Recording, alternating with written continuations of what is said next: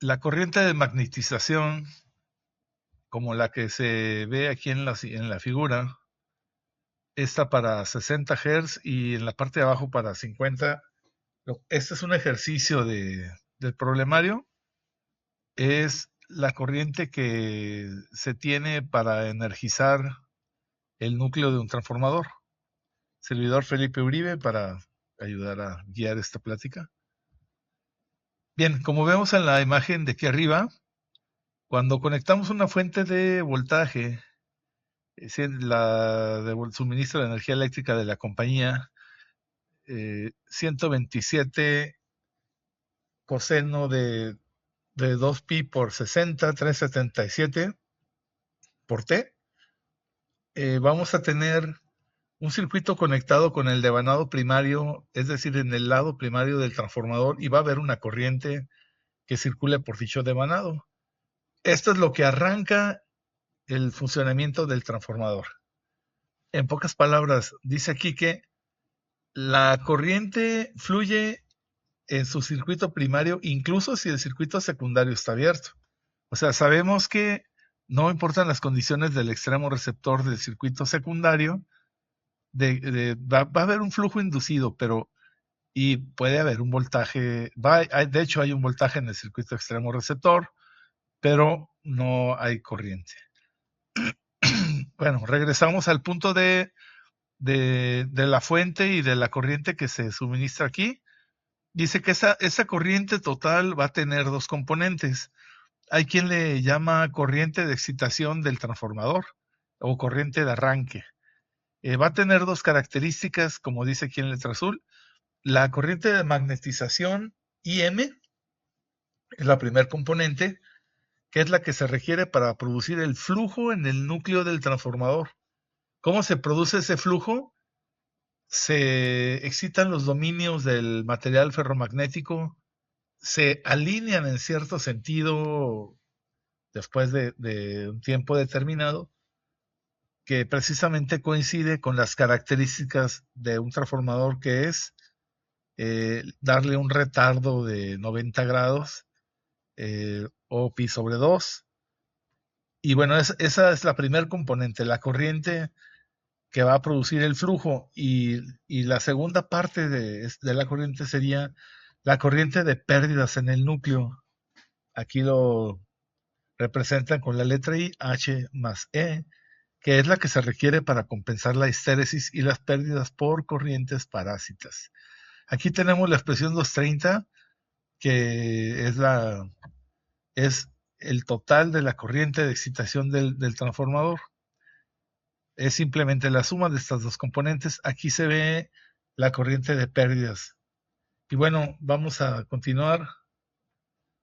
Aquí en esta lámina se observa la corriente total de excitación IX en la curva sólida.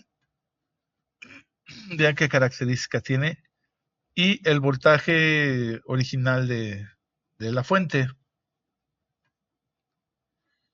Ok, bajo estas dos condiciones, ¿verdad? Dice, en la siguiente figura vamos a ver la curva de magnetización del núcleo para comprender mejor este fenómeno, ¿no?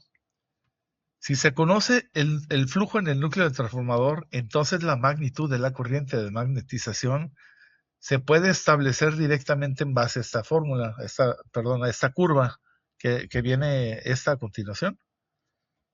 Eh, si se ignoran por el momento los efectos del flujo disperso, se puede ver que el flujo primario en el núcleo está dado por este término en el lado del primario.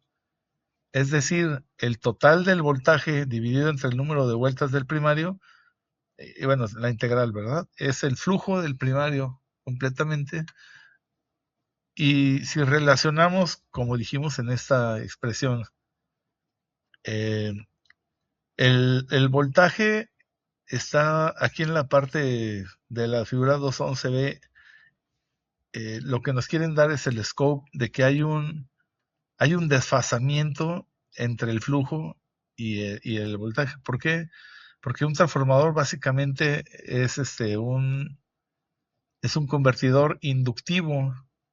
Entonces, se atrasa 90 grados eléctricos o pi sobre 2 radianes el proceso, digamos así, de carga del flujo. Bueno, aquí si visualizamos la correspondencia entre el voltaje y el flujo en esta curva de la vamos a la siguiente. Bueno, aquí es lo que estábamos comentando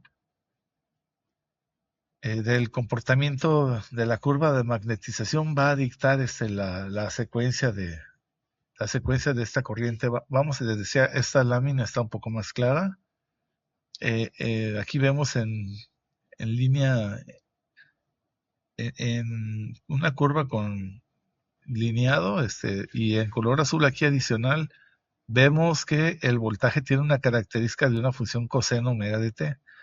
El flujo dijimos que se atrasó 90 grados, es una función seno de una magnitud dividida del valor máximo del voltaje, 127 volts en este caso para una red secundaria, entre omega de número de vueltas de P. Quiere decir que esta división de 377 por cualquier número de vueltas va a ser un número mucho mayor que el de aquí arriba y por lo tanto el flujo debería de corresponder a un valor menor inicialmente que el voltaje primario. Aquí se hace una proyección directamente sobre esta curva de magnetización de flujo contra la fuerza magnetomotriz y de aquí se hace una proyección hacia la curva de la corriente de magnetización del lado derecho. Lo que cabe mencionar es la descomposición armónica que sufre esta corriente por la naturaleza del fenómeno magnético no lineal, y lo que vamos a ver a continuación es la cantidad y de cómo es esa corriente. Bueno, vamos a hacerlo en la siguiente